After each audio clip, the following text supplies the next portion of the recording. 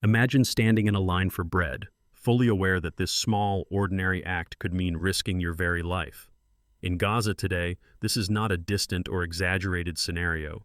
This is the brutal reality faced by millions every single day. As famine tightens its relentless hold on this besieged territory, the simple act of waiting for food has become a lethal gamble. On a recent Thursday, Gaza's Civil Defense Agency reported that Israeli gunfire killed at least 72 people, including more than 20 individuals who had gathered at aid distribution points, desperately hoping for food. This is not an isolated event. Rather, it is the latest chapter in a devastating catastrophe that has been quietly but relentlessly worsening for years. How did Gaza descend into such unimaginable agony and desperation? To truly understand, we must look at the broader context and the structural forces at play. For more than 17 years, over 2 million men, women, and children have been trapped under a suffocating blockade. Israel maintains absolute control over what enters and exits the Gaza Strip. Food, fuel, medicines, and even the simplest building materials are all subject to restrictions so severe that entire sectors of the economy have been crippled.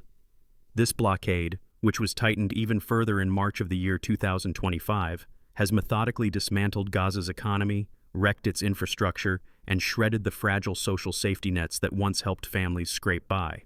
Repeated wars and cycles of violence have deepened these wounds. Each new conflict leaves deeper scars: hospitals bombed into ruins, water treatment plants shattered, power grids crippled, and entire neighborhoods reduced to rubble. The cost is measured not only in destroyed buildings, but in lives forever altered. Children grow up knowing nothing but fear, hunger, and uncertainty. Families mourn loved ones lost to violence, disease, or deprivation. The psychological toll is immeasurable, with trauma and despair now woven into the very fabric of daily existence. Navi Pillay, chair of the United Nations Commission, captured the gravity of the situation when she said, "We are seeing more and more indications that Israel is carrying out a concerted campaign to obliterate Palestinian life in Gaza." The numbers behind this suffering are staggering. Since the 7th of October, 2023, more than 55,706 Palestinians have been killed, and over 130,000 have been injured. Since the middle of March of the current year, over 680,000 Gazans have been displaced, an exodus comparable to the entire population of a large city suddenly rendered homeless, forced to wander in search of food, shelter, and safety.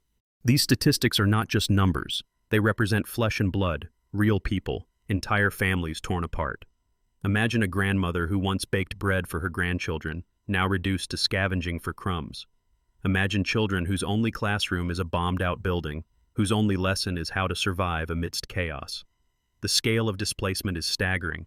Between May the 15th and June the 17th alone, over 242,000 people were forced to flee their homes. The very fabric of society is unraveling before the world's eyes. International aid organizations have sounded the alarm for months. The United Nations World Food Program reports that their flour trucks are often intercepted and looted by desperate crowds in northern Gaza. 59 trucks have been hijacked in recent weeks alone. Philippe Lazzarini, head of the United Nations Relief and Works Agency for Palestine Refugees, stated unequivocally, "This is the only way to avert mass starvation, including among 1 million children." Yet despite the urgent need, that aid simply is not making it through. Since the 1st of March, not a single truck carrying shelter materials has entered Gaza. Families sleep in makeshift tents, on bare earth, or in the shattered remnants of buildings, exposed to the searing summer heat and the ever-present threat of violence. But the blockade of aid is only one side of the crisis. When Israeli authorities partially eased restrictions at the end of May, privately run groups like the Gaza Humanitarian Foundation tried to distribute food and flour. The result? Chaos. Desperate for survival, thousands gathered at dawn, forming lines that stretched for blocks, all hoping to receive a bag of flour or a piece of bread. Bassem Abu Shar, a survivor and eyewitness, recalled, "We couldn't help them or even escape ourselves. What should have been a lifeline turned into a nightmare. Gunfire, tank shells, and bombs rained down on the crowd as panic swept through. In a single day, Israeli strikes killed at least 51 people, including 12 who had come simply in search of food. Medical workers described scenes of horror, bodies motionless beneath the rising sun, the wounded crying out for help as others fled in terror. The humanitarian situation is deteriorating with terrifying speed. Famine is no longer a distant threat. It is a grim reality for vast portions of Gaza's population. The price of basic staples has soared out of reach. Sesame, a key ingredient for bread, has skyrocketed from 2 shekels to 80, putting even the most basic meal beyond the grasp of almost everyone. The United Nations Children's Fund warns that even a 5-year-old's chance of surviving malnutrition hangs by a thread, dependent on aid that rarely, if ever, arrives. It is not just bread that is scarce. Water is now a luxury, with only a tiny fraction of Gaza's water infrastructure still functioning. Hospitals, already crippled by years of blockade and repeated bombings, are overwhelmed. According to United Nations investigations, over 90% of schools and university buildings have been damaged or destroyed. The education of 658,000 children has come to a halt. The loss of schooling is not just an immediate tragedy, it threatens to rob an entire generation of hope, skills, and any vision of a future beyond conflict. In the long run, the impact on Gaza's human capital and social development will be felt for decades, perpetuating cycles of poverty and instability. Meanwhile, the world's attention is drifting elsewhere, with new headlines and crises erupting from the Red Sea to the economic turmoil in Europe and Asia. Gaza's agony risks being buried. Omar Rahman of the Middle East Council warns, Israel is using the diverted attention away from Gaza to continue to carry out atrocious crimes against starving civilians. This is not unprecedented. History is littered with examples. Think of Rwanda in the 1990s or the siege of Sarajevo, where the world's gaze shifted and atrocities deepened in the shadows. Who bears responsibility for this humanitarian collapse? The web of blame is complex and tangled. The Gaza Humanitarian Foundation, backed by both the United States and Israel, now faces growing criticism for allegedly prioritizing military and security concerns over the urgent need to save lives. Meanwhile, the United Nations and other international mediators appear largely powerless, caught in a web of politics, security risks, and logistical nightmares. The result is paralysis, even as the crisis grows more dire by the hour. Why has the aid system failed so completely? Part of the answer lies in the deliberate policy of blockade, a system designed to apply maximum pressure on Gaza's population with little regard for civilian suffering. But it is also a story of broken diplomacy, failed negotiations, and the chilling effect of relentless violence. Humanitarian organizations cannot operate in a war zone where aid convoys are shot at and aid workers themselves are targets.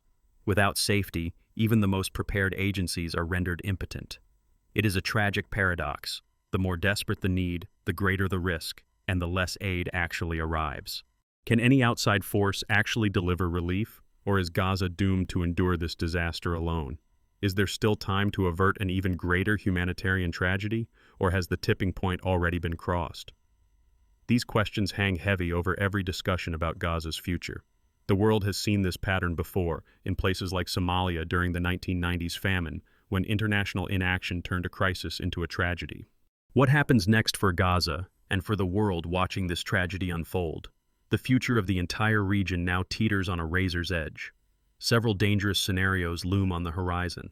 If the current blockade, violence, and political deadlock persist, experts warn that Gaza could become a permanent epicenter of instability and despair.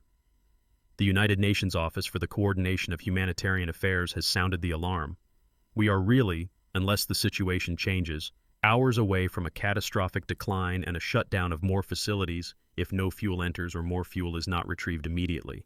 A large-scale Israeli military intervention, aimed at eliminating Hamas and other armed groups, could trigger even more destruction, potentially drawing neighboring states into the conflict.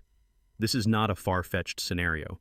Regional actors, including the Houthi-backed leadership in Yemen, have publicly declared their ongoing support for the people of Gaza.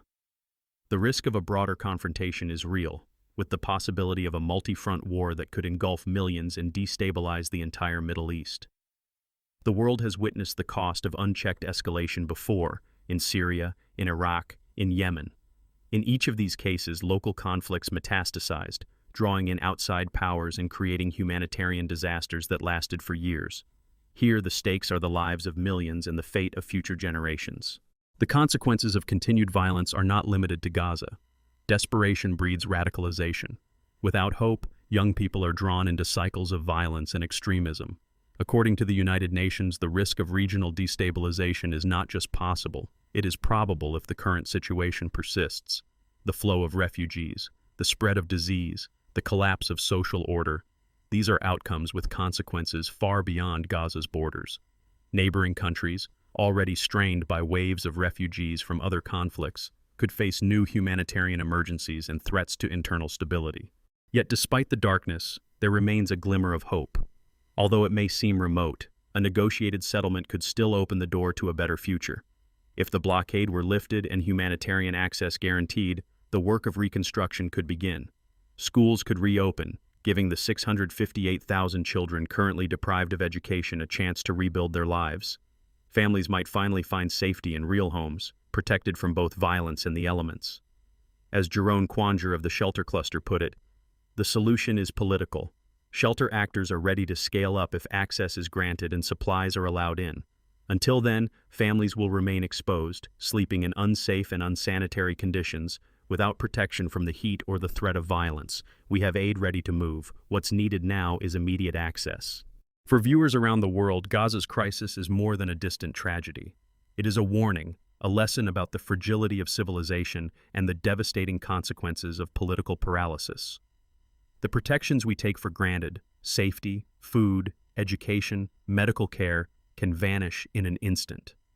The global systems designed to safeguard human rights and dignity can falter under pressure, revealing the limits of international law and diplomacy. In the past, global responses to humanitarian crises have shaped the future of many nations, from the Berlin airlift after the Second World War, which saved a city from starvation, to the failure of international intervention during the Rwandan genocide, which still haunts the global conscience. This knowledge must inspire action.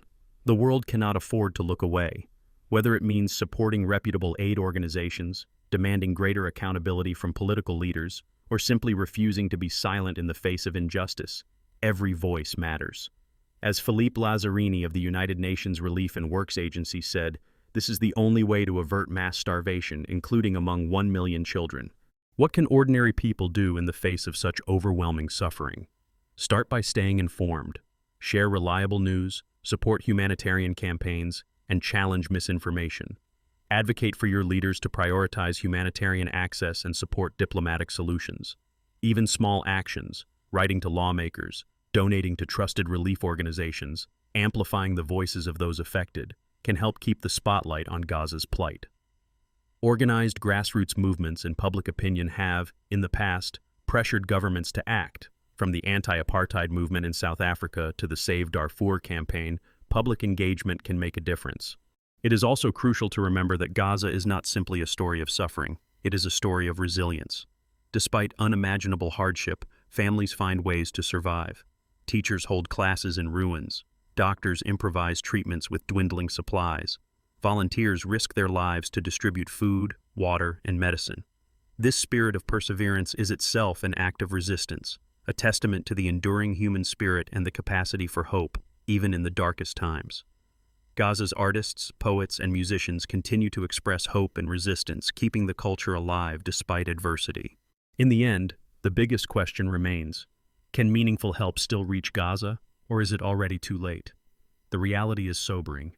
Gaza stands on the brink, but it has not yet collapsed completely. With urgent, coordinated action, diplomatic, humanitarian, and political, there is still hope to change the course of history. But the window for action is closing fast. Every day lost means more lives at risk, more children facing a future of trauma and deprivation. And here is a little-known but crucial fact. Despite the chaos and violence, hundreds of trucks filled with food and medicine currently sit at Gaza's borders, waiting for safe passage.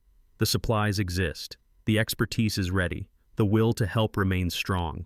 Only political courage can open the gates and let life-saving aid finally reach those in desperate need. The stakes are enormous, not only for Gaza, but for the entire world. The choices made today will echo for generations. Will we allow humanitarian principles to be trampled by politics and violence, or will we demand that every human life be valued and protected with dignity? If you found this analysis valuable, please do not forget to like, subscribe, and share your thoughts in the comments below. What role do you believe international pressure should play in crises like this? Your engagement truly matters. It helps keep the spotlight where it is needed most. For more insights into global economics, technology, and the powerful stories shaping our world, stay tuned to our channel. Together, by staying informed and engaged, we can help ensure that